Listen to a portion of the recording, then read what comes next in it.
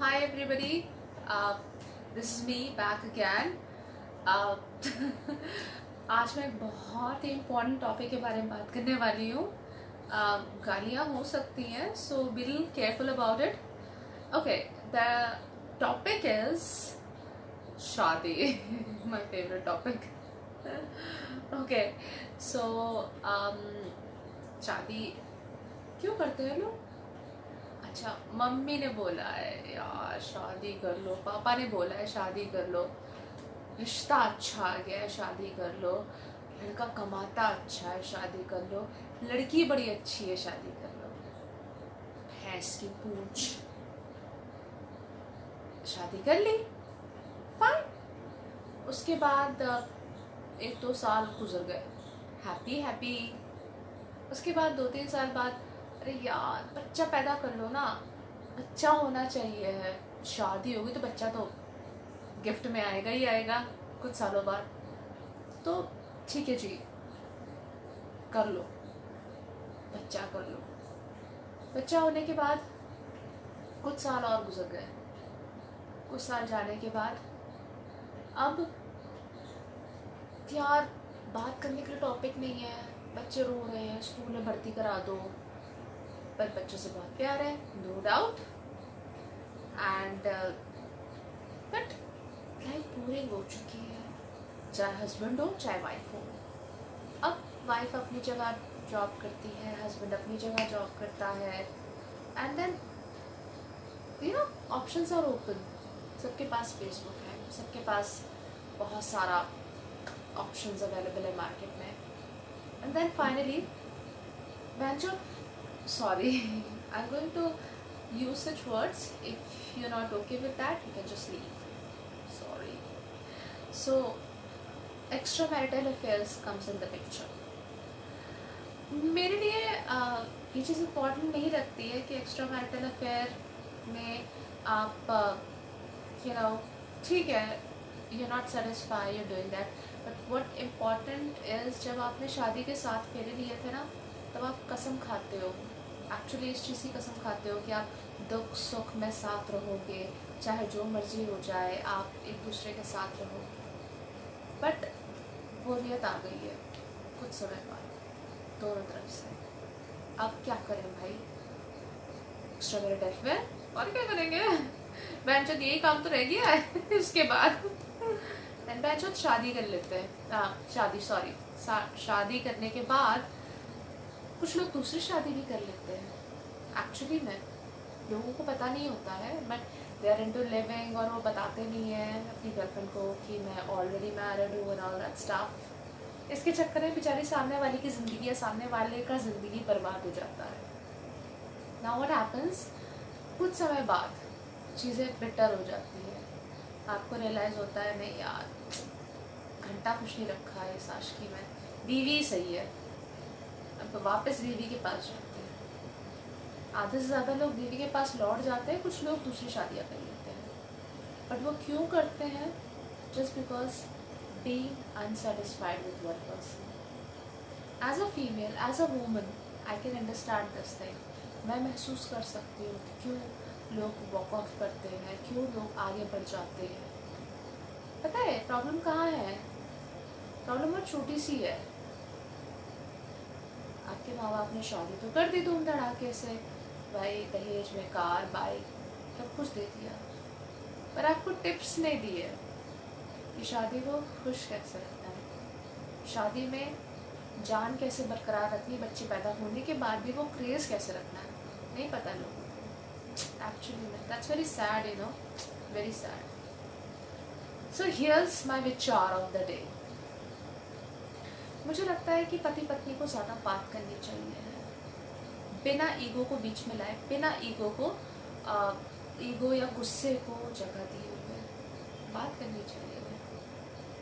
कुछ नया चाहिए है, करो ना नया, आपस में ही करो नया.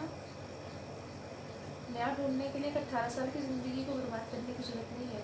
25 साल की लड़की को जॉब के बहाने लालच देने की ज़रूरत नहीं है.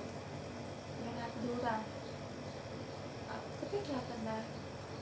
आपको अपनी बीवी के पास जाना, उसको बोलना है गेट अ मेकअप, बहुत ईजी है, बहुत सिंपल लग जाता है, पैसे भी नहीं लगते हैं, आजकल तो सब कुछ हो जाता है, सिर्फ मेकओवर ही नहीं चाहिए है, दिल से महसूस करना भी चाहिए है, वो नयापन भी चाहिए है। नहीं हो पाता ना, ज़्यादातर महिला नहीं कर पाती है। क्यों? मेरा बच्चा स्कूल जा रहा है, पैसे भी कमाने हैं, एंड यू नो बेटी को भी देखना है and all that stuff. No, stop there, सुनो, उसकी सुनो, जो तुम्हारा पति है ना उसकी सुनो। शायद वो बहुत कुछ करना चाहता हो, उसके सपने 50 शेड्स ऑफ ग्रे वाले हो, जो बाहर जाके ढूंढे, तो भी दे दो, दे दो, सुनो उसकी, झगड़ा मत करो, लड़ाई मत करो, गिव हिम टाइम। और पति देव आप कोशिश करो कि जो गाड़ी खड़ी है ना गराज में, इसकी सर्विसिंग करा लो। नई गाड़ी खरीदने के चक्कर में ना लोड़े लग जाएंगे, बहन के लोड़े। Sorry, don't mind, don't do that. Try करो, मे बी शायद आपकी शादी सक्सेसफुल हो जाए। बाकी शादी को लेकर मेरी थॉट प्रोसेस ये है कि बहन so I have to just mute this thing, I cannot do that दैट। शादी का स्क्रिप्ट या सिस्टम यही है ना कि शादी करो और बर्बाद हो जाओ, तो हो ना ढंग से हो, नंगे होके बर्बाद हो, बट किसी के लिए बर्बाद नहीं करनी है। ये आपके हाथ में है। पता आपके हाथ में क्या नहीं है? आपके हाथ में अपनी किस्मत लिखना नहीं है, लेकिन आपके हाथ में जो है वो अच्छे कर्म करना है। शादी लोग करते हैं, उसके बाद बोर हो जाते हैं, फिर एक गर्लफ्रेंड, दो गर्लफ्रेंड चूना लगा जाती है पैसे के चक्कर में।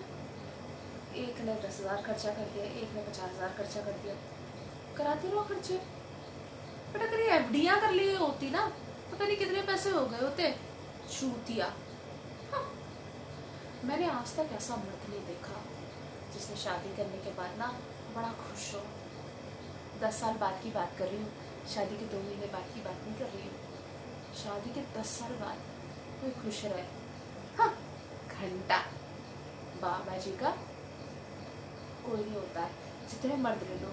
हाँ, out of 100% I would say 2% people are happy, 2% लोग ही खुश हैं, वाकई में है। Anyway, so the topic is that कि शादी के बाद भी जिंदगी में कैसे बरकरार रखे वो मज़ा। वो मज़ा तो खैर दोनों पार्टी के कंट्रीब्यूशन से ही आएगा। दोनों पार्टी को ना देना पड़ेगा देना पड़ेगा, सॉरी, टाइम और क्या, कुछ भी। Anyway, the thing is that शादियाँ बहुत सस्ती हो गई आज के ज़माने में। यू नो व्हाट, कितने डिवोर्स केसेस हो रहे हैं। आपको डर नहीं लगता?